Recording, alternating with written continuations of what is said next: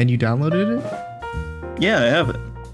Oh, I didn't think you'd have enough space because of your hard drive filled with a bunch of gay porn. Well, that's because it's on my Xbox. Welcome to this podcast where we talk about anything, everything that comes out of the crapshoot. I'm your host, JD. This is my co-host. Did you know that Black Adam and Black Adam's dog show up in the after credit scene? James. I call him James. Everyone else calls him Jimmy. It just works like that. It's weird. I mean, I just wasn't expecting them. A lot of things have happened this week. I mean, they were both voiced by Dwayne "Rock" Johnson as well. I guess number one. Hold on, let me turn off my fan because I noticed that I have a little bit of fucking loud ass beep. Yeah. Well, it beeps when I turn it on and off. I fucking heard it through the mic. I just hear. Well, let me turn on my fan real quick. Bomb has been planted. Me and James just went out to see a huge blockbuster movie called Super Pets. Oh, that's what it was called. I forgot. Right? No, it wasn't called Super. It was called like the League of Super. No, just Super Pets. I think. No. It was just Super Pets. It's the League. No. It was the League of. And it was pretty. It was pretty great. Yeah. Of all the kids movies I've seen, it's probably. It's like slightly above average, I'd say. Near the top of that list is Kung Fu Panda, and actually, that's about it. Actually, I would put it above most kids stuff. I would too. I think I was going to the theater expecting like Teen Titans Go type of type of there's a good example. Quality content. I'd say Teen Titans Go is probably bad. In general, SpongeBob yes. is probably the very best that kids like entertainment has to offer. I'd say SpongeBob is probably the top. I'd say the first SpongeBob movie, awesome. The first SpongeBob movie is amazing. The newest ones that they've made are horrible, though. I haven't seen any except the first one, so I wouldn't know. You don't need to. You don't need to see anything else. Yeah, just stop there. First SpongeBob movie plus like the first 3 seasons. Actually, you include like the 4th season there too. They're all pretty great. Legendary kids television. In fact, if you're an adult, you could still watch it and be like entertained, probably. Yeah, there's still good stuff just there. That good. But we're not here to talk about SpongeBob or Kung Fu Panda we're not? Or anything. We're here to talk about Dwayne "The Rock" Johnson in Super Pets. Because he plays Black Adam and Black Adam's dog. Is there anything that really stood out to you in this movie, James? The eyebrow raise. That's right. They did the famous Dwayne "The Rock" Johnson eyebrow raise Vine boom sound effect for the Crypto the dog in the movie. Well, it's about or I guess we should tell you about what the movie's about, right? Well, it's about yeah. Well, if you didn't know, okay. It's not about the Justice League's pets because they're not pets. They're pets. At first. They're not. It's called Super Pets, but for the majority of the movie, most of the cast are not pets. So we get introduced to until the last second. Krypto, right? Krypto is Superman's dog, and and he's like the only super pet in the first part of the first arc of the movie, I guess. And then we get introduced to a bunch of shelter animals. They're not pets; they're shelter animals. And then random things happen with bad guy Lex Luther, good guy Superman, and we get introduced to kill the Justice League. A league of our own. A league of justice. Not to make fun of this or anything. James was constantly making fun of this during the movie, I should say. But Lex Luthor's voice actor, I just repeated his words verbatim. I wasn't making fun of him. You were definitely. That's the textbook definition of making fun of him. I was just saying his words so that you could correct me if I was wrong on what I was saying. I'm not gonna lie, he does not. Okay, so Lex Luthor's voice actor, he's got like a slight lisp. I could hear him like trying to hold it back in the movie, but it slips out and you notice it. But that's not where it ends. James here. Every time Lex Luthor has like a slight slip up with a word, he just turns over to me, repeats the full sentence in like the worst lisp I've ever heard. Like, yes, Superman. No, it wasn't even that. It was just every time he talked, I would repeat what he would say. Yeah, in like a horrible lisp. That's what you would do. I don't know what you mean by And then horriblest. you would I just did say, his and then voice. you would say I wasn't making fun of him. I wasn't making fun of him. Okay. So Jenny, it sounds like you're the only one making fun of somebody here. so do you remember Lex Luthor's voice actor's name? Something Marin? Mark Maron. Mark Marin. With a C. Yeah. And I haven't Googled him because I was saying it for this moment I was right literally now. about to Google it too. There it is. It's the first thing that pops up. Mark Maron. I've never heard of this guy. And apparently he's a comedian. So, oh, cool. At least, is this the right Mark Maron? Hold on, maybe type in Mark Maron. Lex.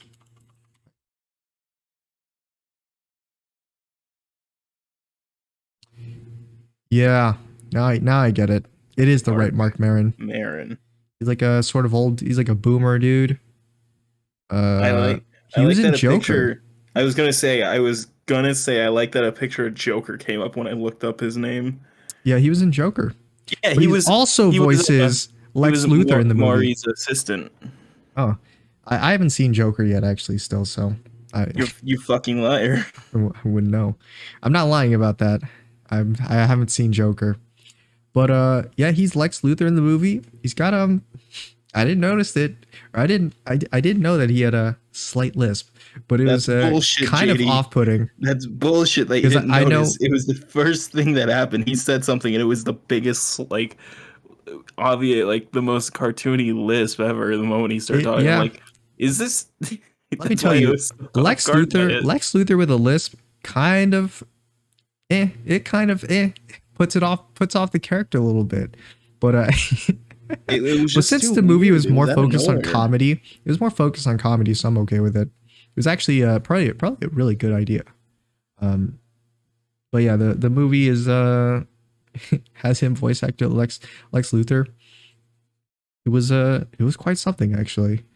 But yeah, so we get introduced to Krypto the dog. He was always like a superpowered dog. And then some things happen with Mark Maron's Lex Luthor, and we get introduced to this thing called Orange Kryptonite. James, is that a thing in the comics? You're a comic guy, right? I've literally never heard of Orange Kryptonite before. But it's also Orange Kryptonite. They were wrong about what Red Kryptonite was. Oh, Red Kryptonite's an actual thing? Yeah, I mean all the Kryptonites. There's like a shit ton of Kryptonites. But not Orange Kryptonite.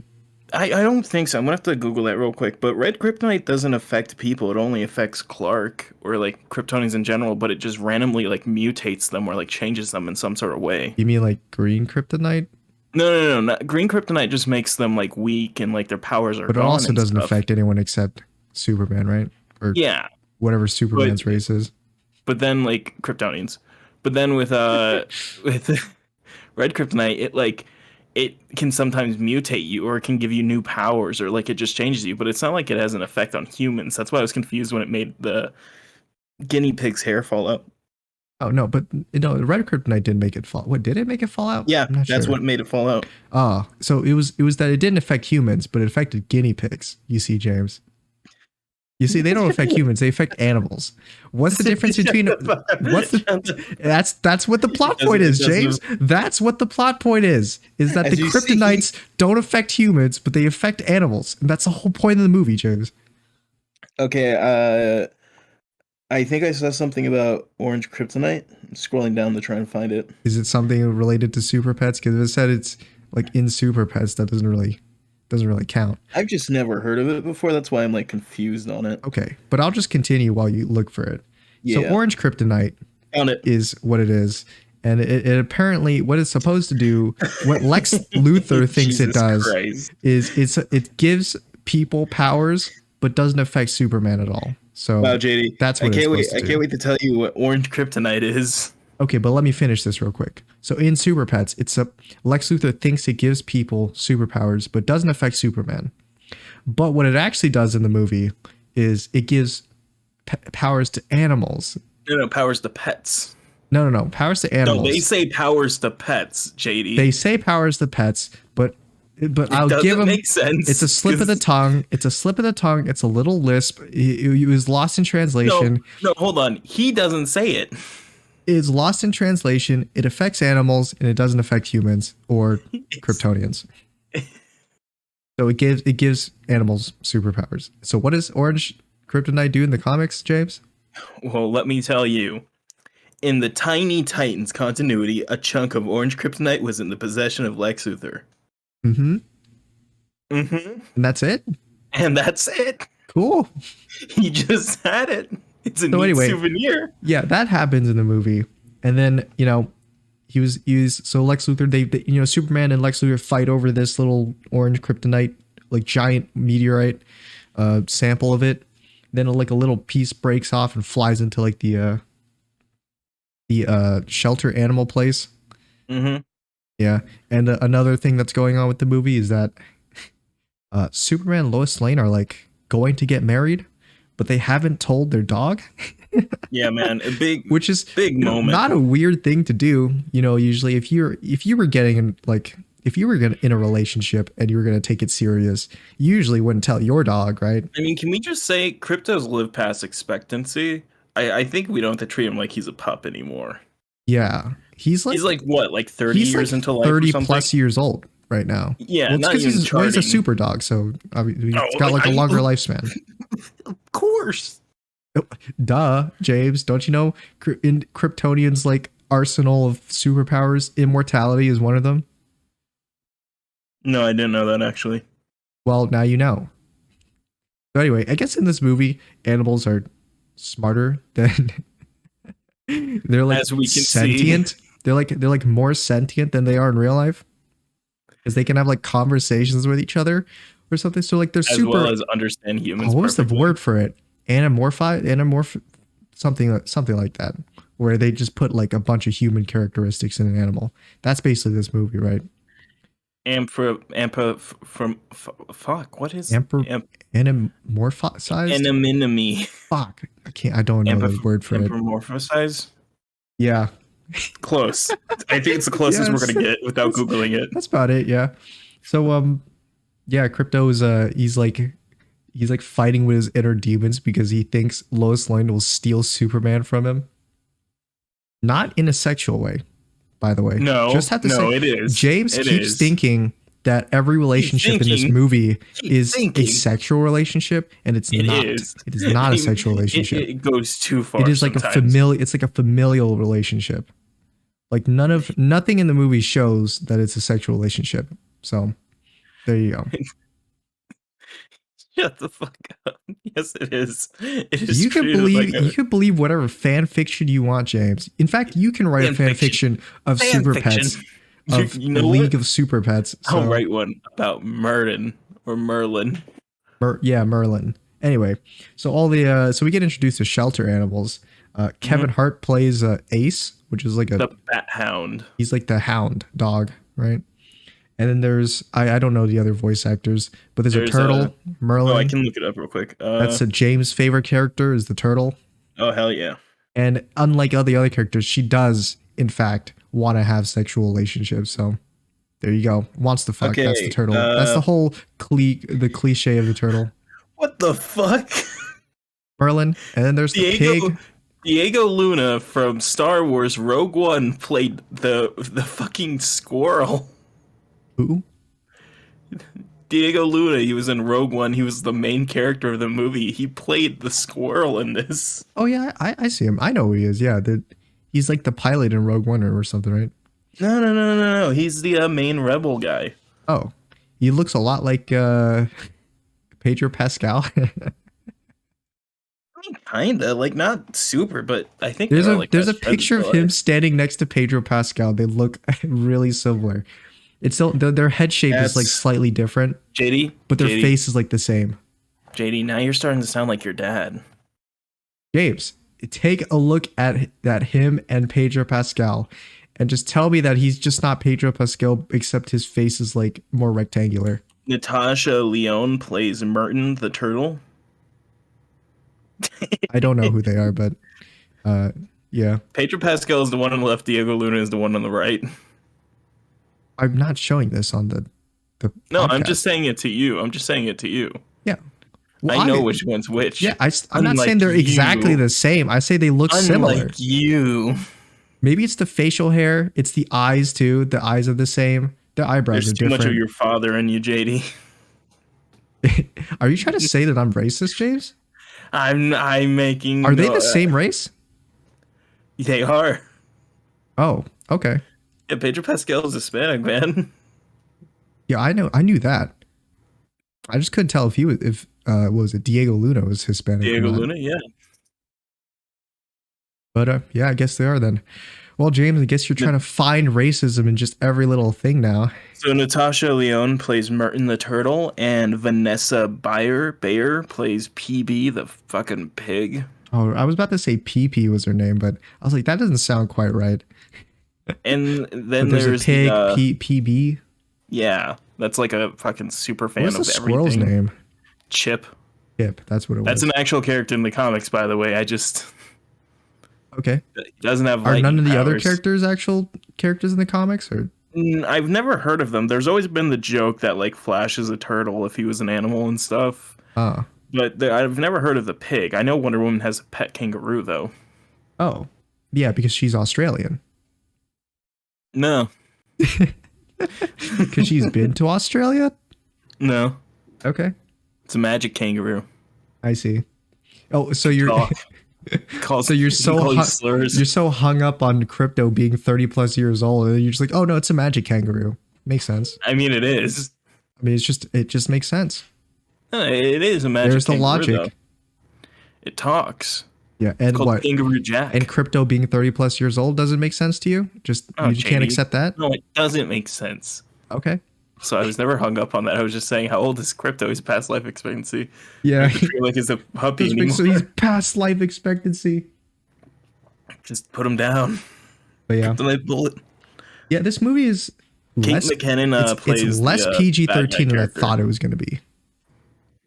Because the turtle keeps fucking saying shit and That's stuff. That's one of the reasons. But also, there's like some more violent scenes than I thought. Like, you remember the scene where Crypto's like imagining himself being replaced by Lois? Or no, Lois shows up to like date night for Superman, and he imagines like just throwing her like halfway across the world to her death. Like, do you remember that? Yes, I do.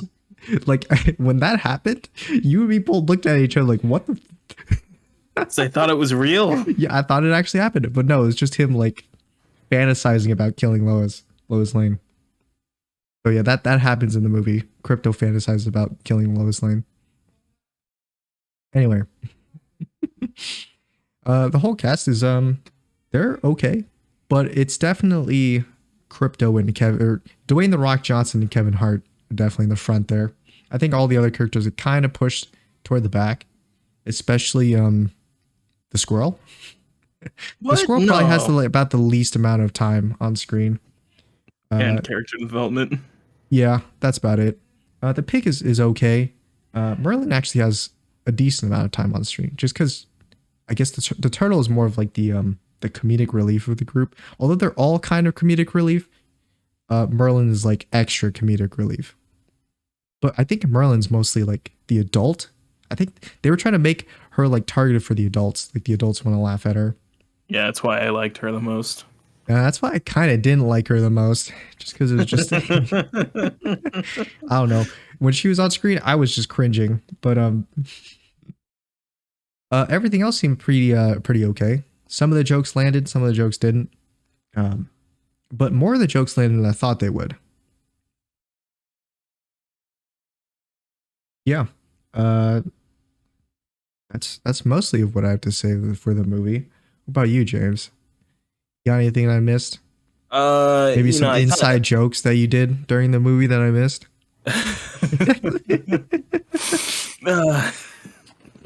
Oh. There's a scene where the pig like freaked out because they were in the invisible jet. It's like, this is a peanut shell for Wonder Woman, and I just made the joke that it sniffed it. So what happened was they have to take the Invisijet to fly over to an island or something, and they're in the Invisijet. The pig is sitting on a seat, and she's like freaking out because her thing is like she's like Po from Kung Fu Panda, where it's like a big fan of the Justice League. Big nerd. Yeah, big nerd. So she's like, "Oh my god, we're in the VisiJet," and oh my god, she like looks down and she sees like a peanut stuck between like the crack in the seat, and she's like, "Oh my god, there's a peanut left behind by Wonder Woman," and she eats it in the movie. But James like turns to me and he's like, "Oh my god, the seat, the Wonder Woman seat," and he like. So for like the entire rest of the movie, anytime someone sees Wonder Woman on screen, just so funny. Still a good joke. Also, I know James has like a big problem with a lot of the designs for the Justice League in this movie. As far as I know, you don't have any problems with the animals designs, except for sometimes their fat like rolls up on their arms and it looks like a sleeve. Yeah, there were several times that was like, weird. where like an animal character had just like a bunch of fat like on the upper part of their arm, and it just I know looked like that a sleeve, the and it was main villain, which Lulu. is the Lulu, which is the guinea pig, the bald guinea pig. She's got like fat in the shape of a sleeve on both her arms, and I think her legs too. And then, or I guess she has 4 legs, but the pig also has that same like design on it. Anyway, it's just weird. It's off-putting. I also didn't understand why the because I brought it up to you like just kind of last minute. I'm like, hey, how come the bad guy has a different design even though it's the same guinea pig as all the other ones? It's like the second time or the second or third time Lulu showed up on screen that you turned to me and you were like, "What's with like the weird like sleeve thing they've got on?" That she's got on. I'm like, I don't know. But also, they're designed differently than the other guinea pigs, even though it's. And I know it's going to be like, well, it's because Lulu's a girl. There are girl guinea pigs that don't look like that one, though. Yeah, there are. All the guinea pigs kind of look the same. Yeah, except for her. Except for Lulu. Well, it's because she's different, James. She's the smarter one, you know? It's because her and all the other guinea pigs. All the other guinea pigs, all they do is slurp up free water and go to Spanish class every miércoles. So there you go, James. That's a line in the movie. They say that.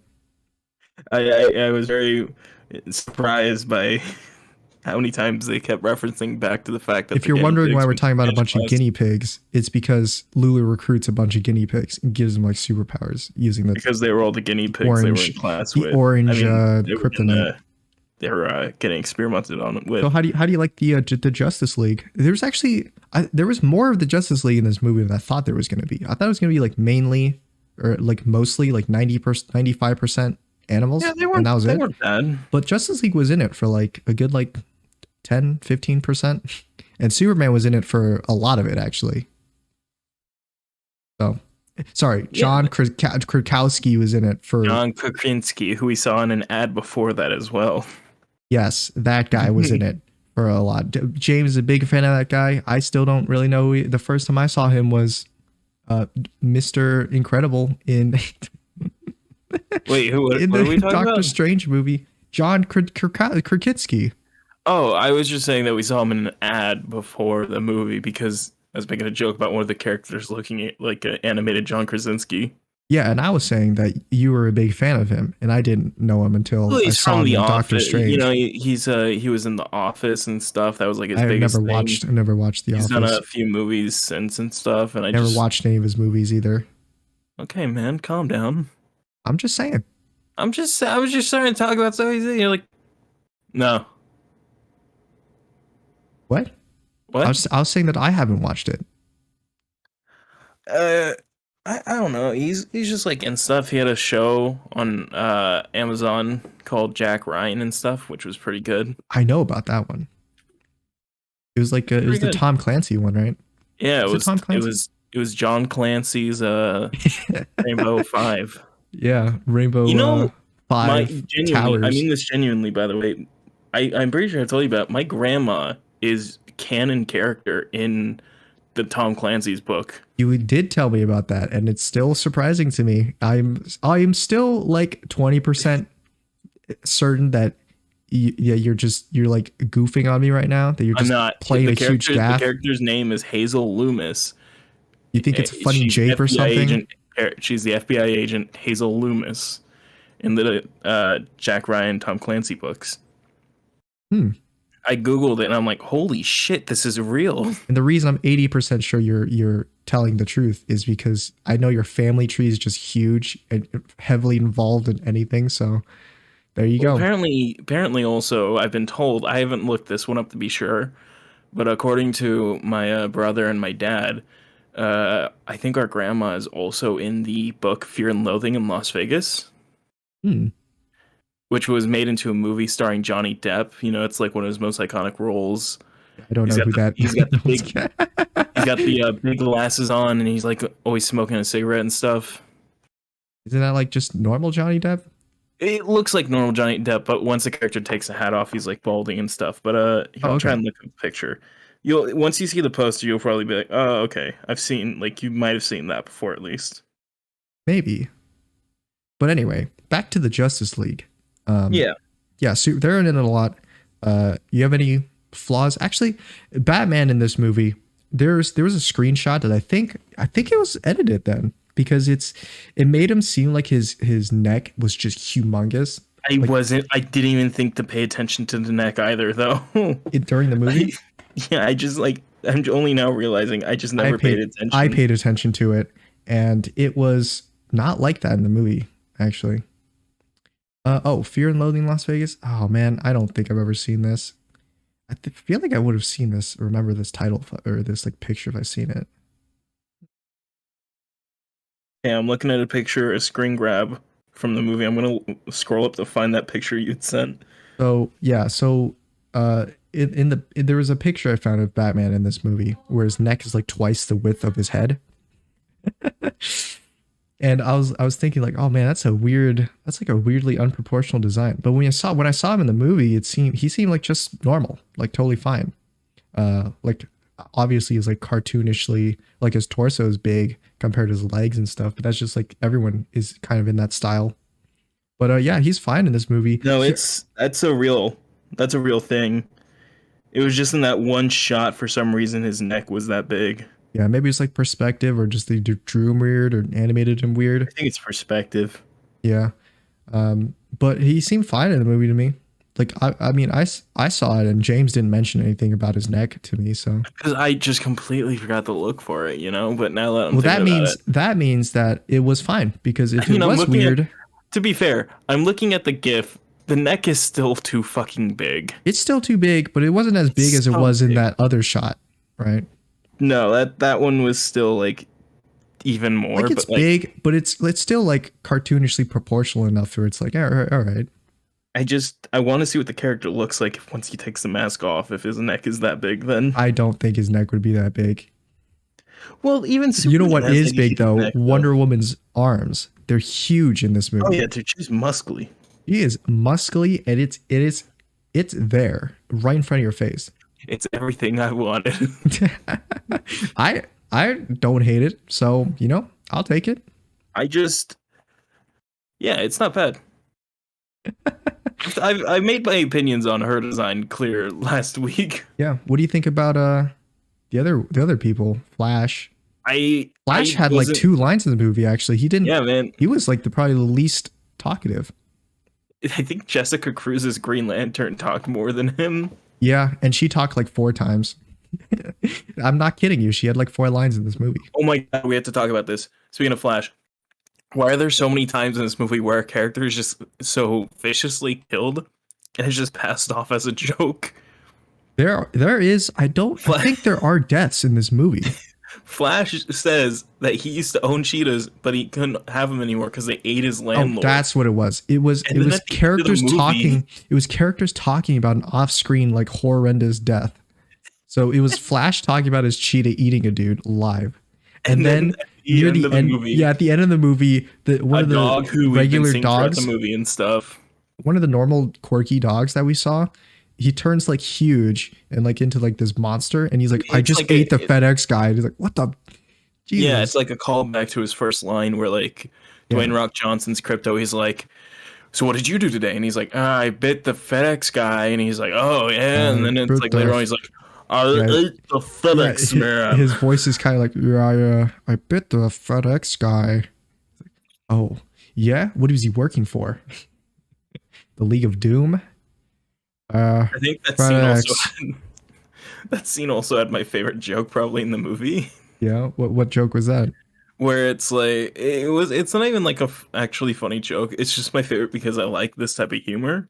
The awkward Where humor? There's a lot of awkward humor in there's this a lot of movie. awkward humor, but it's where uh, Ace gets outside and then he looks at Crypto and he's like talking to him and like Crypto's like, no, I'm a normal dog and stuff. And like Ace looks to the corgi and the corgi's just shaking his head. Yeah, the corgi looks back at Ace and he just like shakes his head a little bit, like, nah, he's not a normal dog. I really enjoy jokes like that. That's just my niche. Because it's like a subtle joke. It's not like a flat out like, oh, here's the punchline type of joke. Right. Which is most kids' jokes. Yeah, it's. I think Mern was pretty funny to me. I've said this. It was the only reason I went to see the movies because I saw an ad on TikTok that was purely devoted to talking about Mern, and I'm like, yeah, this is it. This is all I need. Yeah, Merlin. This is the only advertising I needed to see for this. Yeah. As if you're going to this movie to, see like huge character development or like complicated plots, it's not the movie for you. It's honestly mostly slapstick kind of humor. Oh my god, they never addressed the fact that Crypto lied about the farm. Ace lied about the farm. I mean, Ace lied about the farm. They never address it like any sort of turmoil with the other characters about it. No, of course not. That's too deep. They mostly focus on other kind of deep stuff. There is like slightly deep stuff here with the whole like theme of getting replaced by someone in a group or something with Crypto. Yeah. And they get a little bit into Ace's backstory, which is I guess it's similar to Batman's. That one was actually kind of sad. It was pretty sad. I didn't like how sad it made me feel. Because it was unironically sad. It was just genuinely sad because it was like, yeah, his backstory is that dog did a good thing, and it's just like, well, it fucked up. So it's its whole thing was like no good deed goes unpunished or something, right? Right. Where it's like he was adopted as like a puppy into like this family, and then he sees like the baby of the family about to like fall off or walk off the stairs. Right. The parents aren't paying attention. The baby's just roaming by itself and it's about to fall down the stairs. And Ace realizes it, so he goes and grabs the kid and puts her back into safety. I think the only time blood is ever seen in this movie as well. Yeah, it was like that's why it was like sort of serious, is because that was like the blood. There's a little bit amount of blood. I mean, there bites a little bit too hard, and then there was like blood dribbling down. It's like a bite mark. Some of the holes are like a little bit of blood was dribbling down. And then one had like a long streak. He grabs, so he bites, the kids on. Well, that's how dogs will grab things. They bite them. So right, he bites the kid maybe a little bit too hard, makes her bleed a little bit, and the parents are like, well, you just bit our kid, so we're gonna have to get rid of the dog. So they give him to an animal shelter, and that's where he's been ever since. So yeah, sad backstory, kind of fits Batman thing. Batman, Keanu Reeves nailed it. I think he would be. He's a really good Batman. I think he has the voice to do like a more bigger like kind of thing. Honestly, I think he has the voice to do a serious Batman, but he nails it pretty good as a comedic Batman, like a comedic kid cartoonish Batman too. I think if they ever made like another animated movie, like how they've done, bring like, Keanu Reeves back as Batman. Hell yeah. Yeah. Like, literally, I think he would be perfect for, like, a kind of older, grizzled Batman type of story. Yeah. He's just got that, like, the tone to his voice, the way he talks. Just fits it. He's just kind of a guy that's always like this. He's just kind of like, people keep telling me if I'm Batman. Yeah, I'm Batman. He just has that kind of voice, But, it fits well. This movie had an amazing moment in it, though, JD. There was a few amazing moments, but there was one in particular. The big one. Yeah, and it was in the final battle, right?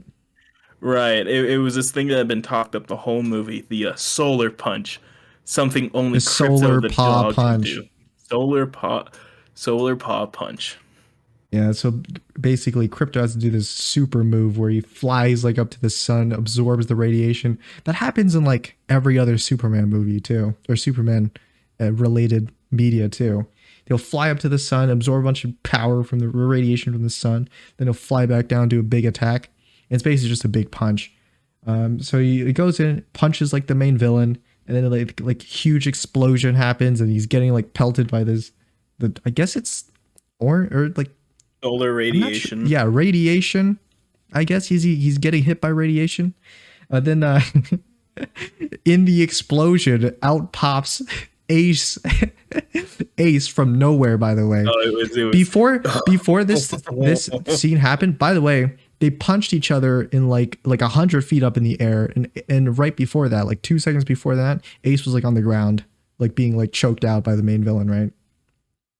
Yeah. And then like after the punch happens, an explosion happens. Ace just comes out of nowhere from like the light of the explosion, like Jesus cross style, and like blocks Krypto from the radiation. It's just, and it was meant to be like a dramatic scene, but like it felt like there was a scene that was missing in between the punch and like them getting, or like the team getting like wrecked by this main villain.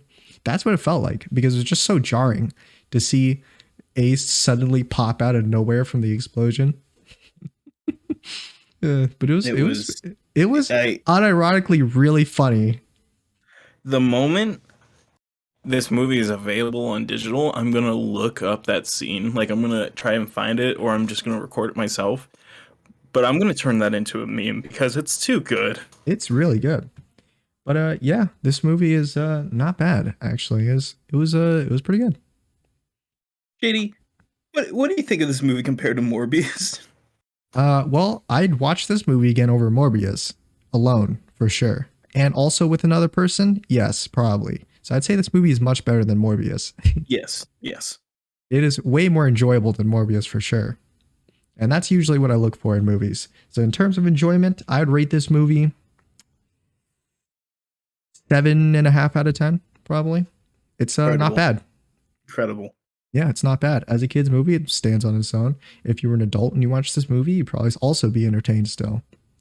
So, yeah, there you go. The voice acting is really good in this movie. It's solid.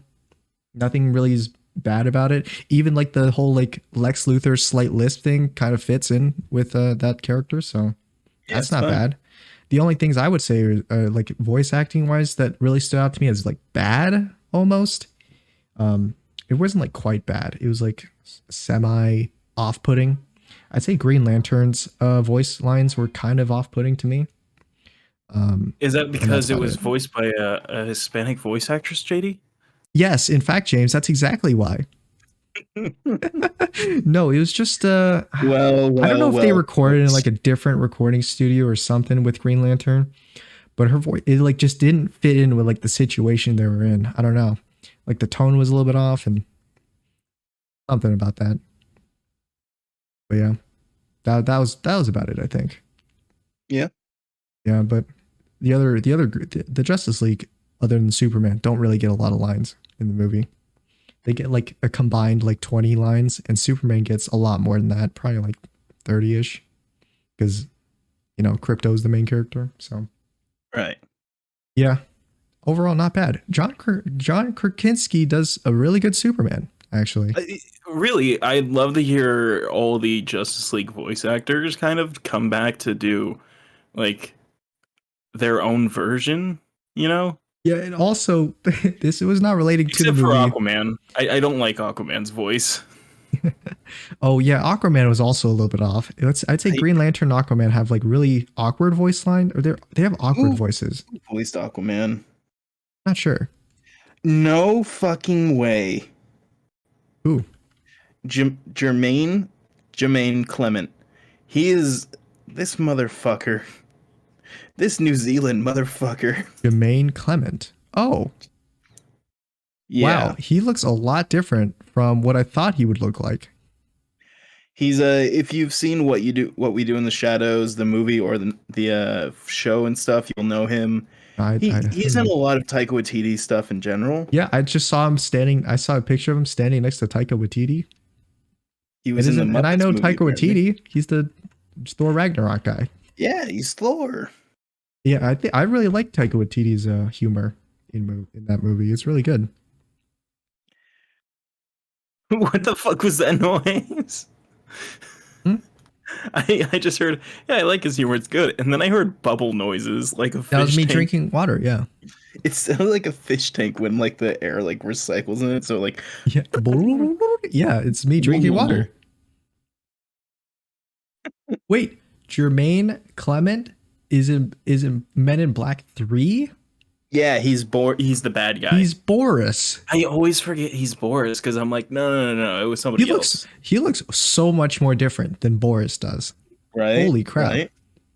Right? I props to the makeup or the makeup team for Boris then. Damn. He was also in one of my favorite superhero like themed media.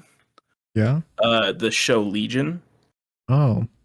About Charles Xavier's son who has superpowers and stuff. He does a great job. Oh. It's like perfect. Oh, nice. Yeah. Cool. Well, yeah, there's that then, I guess. Anyways. How'd you feel about their I know you were super hung up on this, and we had to talk about it because of how many times you brought this up, but you were really off put by the fact that Chip the squirrel was Green Lantern's pet. Dude. You were like it doesn't make any sense. It doesn't. Superman or Krypto's Superman's dog, and he's got all the Superman's powers. That makes sense. It's Superman's dog. Here's the thing. Chip is not from Earth. In the comics, Chip is from his own world and stuff. And the turtle has super speed, just like the Flash. And the pig, well, it grows and shrinks, which is not like Wonder Woman, but it's kind of like Wonder Woman's arch enemy, superpowers. So that makes sense, I guess. But the squirrel has lightning powers? What does that have anything to do with Green Lantern? It doesn't. That's my problem, is that if they're supposed to be the super pets, why not give them the superheroes' powers? That was my point, though, James. That's my point. They're not the super pets. They are just super animals, okay? JD, I'll get close to this microphone and peek if I have to. They're not pets, James. I'll go off. But yeah, so I guess you're so hung up about it because Chip is an actual character in the comics. Chip is an completely different. Completely different. But here's the thing, James. Sometimes you have to change characters to adapt them into a different media. JD. Yeah. Listen, you're not top G, okay? Okay. You're not a top bloke, okay? Unlike me. Well, that's okay. Unlike me, I take Hustlers University. Well, why did you just say so? Of course. I've taken 3 lessons in Hustlers University. I'm top G. Top bloke. Top dog. No, not top dog. Top Tate. Top G. Top G. So what about Chip then, huh? Well, you hate him so much in this movie because he's not I don't even hate him in this movie. I just don't like that they gave him lightning powers, because then if you're just going to give him lightning powers, then maybe change up the Justice League roster to have like Black Lightning be on there or something. But what would you give him then instead of lightning powers if he was Green Lantern's pet? What was it? What power would you give him then? I would just give him like a Green Lantern power. Like give him the ability to have like constructs and stuff like Green Lantern. Without the ring? Or just give him the ring. But how would you give him the ring in this movie? Like, where would that come in? Well, Green Lantern loses her ring while fighting like the Lulu and everything. Have it be that he didn't get any powers and that the ring ends up choosing him. Oh, so when the crystal falls in the animal shelter, everyone else got powers except him? Yeah, like literally how he was saying like, oh, everybody got powers except for me. Just have him not actually have powers and have him just get the Green Lantern ring. But if you're going to give him lightning powers, make Black Lightning a character in the movie. That way he can have something to relate to. You keep saying that, but who's Black Lightning? Black Lightning is this character who I think he started off in the Milestone comics, which were Black-owned, Black-created Black superheroes and stuff. That's where we get Static and like a bunch of Black superheroes that like came up in time and stuff. Uh-huh. It's a huge like revolutionary Hi, thing everybody, and stuff, and then it got taken by DC, and now they're all like canon DC characters and stuff. But Black Lightning was this character who has like lightning powers and stuff. Mm. Yeah, it's while you were explaining that, I accidentally played like a second of Captain Sparkle's new RL Craft Let's Play. Awesome. Yeah, but it was only like it was only him saying like welcome. Dun-dun-dun-dun-dun-dun. But yeah, Jay, what would you give the movie? I don't think I've heard your rating yet. What would I do with the movie? Give the movie like a rating. Give the movie. Yeah. Yeah, it's like a 7 out of 10. It's not a bad movie. It's not. There's a lot of weird design choices. Jimmy Olsen shows up as like 8 different characters throughout the movie as well. Was Jimmy Olsen in this movie? Jimmy Olsen was in the movie because they have the ginger like photographer recording like Lois Lane and stuff. That he shows up as the helicopter pilot, but he also shows up as a hot dog vendor, and then he shows up as an ice cream vendor later on. And it's like he just keeps showing up as these random characters. I'm like, why did they just reuse the asset like this? It's so weird and specific. Oh, I never noticed that, but yeah, I guess that's yeah. Because I don't think I've ever heard anyone say like Jimmy Olsen in the movie or like the name. He has such a deep voice when he talks. I like pointed it out. Yeah, that now I remember who you're talking about. Because at first I was like Jimmy Olsen. Because when I imagine Jimmy Olsen, I don't imagine like deep voice. I imagine like sort of high pitched voice. Like, hey, Superman, like, hey, what's up, guy? It's me, Superman's that kind of thing. Friend. But now I remember Jimmy Olsen is like, hey, Lois Lane, we gotta wrap up real quick and get back to the studio. You want me to go to the death squirrel? Hey, is this guy bothering you? This guy, but I can't believe we didn't make that joke once. Well, it's because Superman it kind of sucks in this movie. I'm not gonna lie, he doesn't do a lot. Oh yeah, dude. When you were telling me about how writers don't know how to write in Superman because he's too strong, literally what happens in this movie is that Kryptonite is just all over the place, and they're all like magnetically attracted to Superman, so he's always like depowered. Literally, they don't know how to write Superman, so that not only do they give Superman kryptonite, like they stab him with it, they make Krypto ingest kryptonite because they don't know how to handle the character that has Superman's powers, but a dog. Yeah, so that's a plot point in the movie. We won't talk about like everything in the movie, but yeah, mostly it was not bad. Yeah, it was better than Morbius, that's for sure. I didn't like that every character had like their own title card as well. It felt kind of weird. That was like classic kids, like that was more of like the classic like Teen Titans Go type of style, where it's like title card for every character, like fancy title card. So yeah, there are elements of that in this movie. Not the best, but I wouldn't say it's like the worst thing. It's not as bad as Teen Titans Go type of thing. So I really like the cat character. Oh yeah, there was like a mini villain boss near like the mid end point. It was a callback to one of the things they established earlier in the movie, where in the animal shelter everyone chooses kittens instead of them, like the abandoned animals. So like the pig and the squirrel and stuff, they never get chosen. It's always the kittens. And there was a kitten that got chosen. To be fair, I don't think that squirrel is meant to be kept inside either.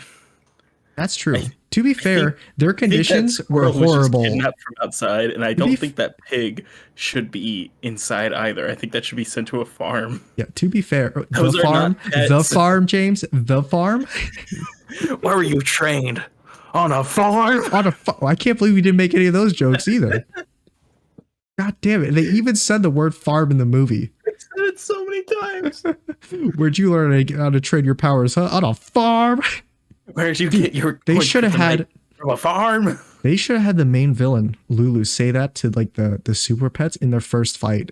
Like, well, that's where'd you learn how to control your powers, huh? At a farm? That's also a thing that I was very confused by. They kept making like Lulu, like they kept making her like an analogy for Lex Luther, but for a pet. Yeah. But she's much more aligned because she's with General bald. Zod. Get it, James? It's because she's bald. Yeah, but she was a lot more aligned with General Zod, like the way she talked and acted and stuff. And she kept saying Neil before Lulu. And I'm like, is this Zod? What is this? Well, I mean, to be fair, Zod and Lex Luthor, they kind of act like similar, but... Not really, though.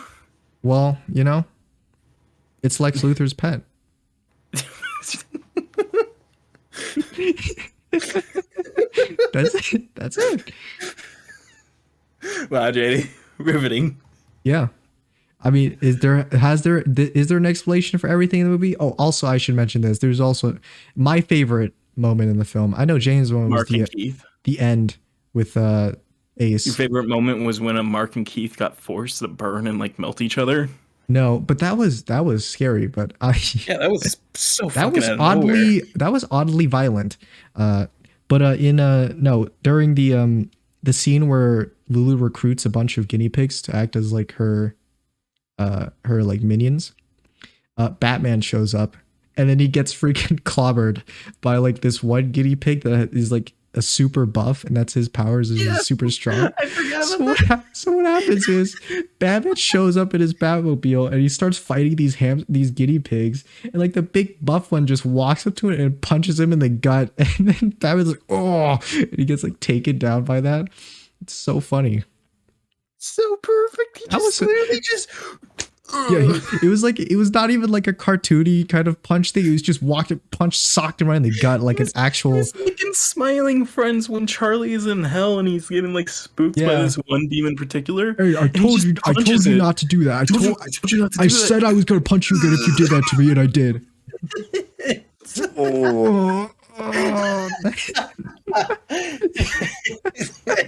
That was my favorite moment of the film. It was really funny. That was my type of slapstick humor. Oh shit, JD, I just realized. What? Adult Swim is owned by Warner Brothers, I'm pretty sure. Oh, are we gonna see Adult Swim crossover in multiverses? Charlie? In multiverses? Fuck, what's the name of the other guy, the purple one? Charlie and something. Ip. Charlie and Pip as playable characters. DLC. Free DLC, please. Yeah, but we're gonna play multiverse a little bit later on stream, but yeah, man. Well, I mean, by the time this is up, you the viewer won't see the stream because it's probably already happened. But yeah. Anyway, though, that's it. That was the Super Pets review, I guess, from us. Yeah, if you were interested in any type of Super Pets or DC fan or something like that, I'd say you can go watch the movie and be fine, and have like a good time with it. Probably don't watch the movie by yourself if you're over the age of 18, maybe even 16. Dude, there's a whole family of 10 people that walked in together. Yeah, there was some families in there.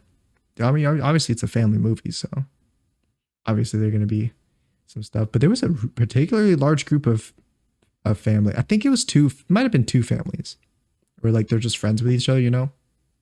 Like two families are friends with each other. I mean, it was like 10 people that walked in all at the same time, though. Yeah, and also for some reason, I remember this in the theater where, like, the movie starts and 10 minutes into the movie, a family would walk in and sit down, and then like near the end in the final battle sequence, there was another family that just arrived to the theater and sat down and watched it, and it was like, what's going on? They're like an hour and a half late to the movie. Actually, how long was that movie? I still don't know. I'm sure you're about to tell me. I was Googling it right now. It's an hour and 45 minutes, James. Whoosh. That is a long movie, actually. It's a long kids movie. I didn't feel like it. Honestly, it felt like an hour and 15, but it was an hour and 45, so it was not bad. Yeah. Cool. That'll be it from us then, right, James? Yeah. Well then, if you enjoyed, you should like, subscribe. We do these episodes every Sunday. We talk about all kinds of stuff, right, James? Yeah, we talk about we talk about all kinds of Andrew Tate, wild conspiracy. I can't wait to talk to you just purely about all the Andrew Tate stuff I've currently learned while we play multiverses. Wow, I can't wait to hear about that right after our short ad break. No, I'm just kidding. We're not sponsored. Not yet.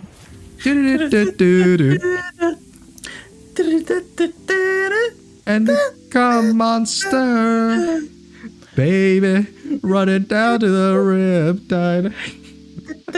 Bring us out, James.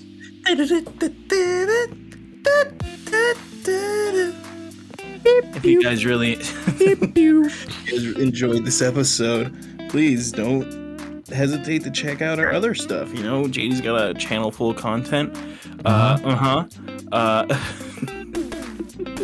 And you can find me over at James No Last Name on YouTube, or no_last_name_ on Twitch.